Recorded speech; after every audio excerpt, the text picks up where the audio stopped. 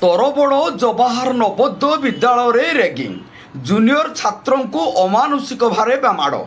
ନୂଆପଡ଼ା ଜିଲ୍ଲା ତରବଡ଼ଠାରେ ଜବାହର ନବୋଦୟ ବିଦ୍ୟାଳୟରୁ ଜୁନିୟର ଛାତ୍ରମାନଙ୍କୁ ସିନିୟର ଛାତ୍ରମାନେ ମାଡ଼ ମାରିଥିବା ଅଭିଯୋଗ ଆସିଛି। ଗତ ରାତ୍ରିରେ କିଛି ସିନିୟର ଛାତ୍ର ଗଣ୍ଡଗୋଳ କରି ଜୁନିୟର ଛାତ୍ରମାନଙ୍କୁ ଅମାନୁଷିକ ଭାବରେ ମାଡ଼ ମାରିଥିବା ଦେଖିବାକୁ ମିଳିଛି।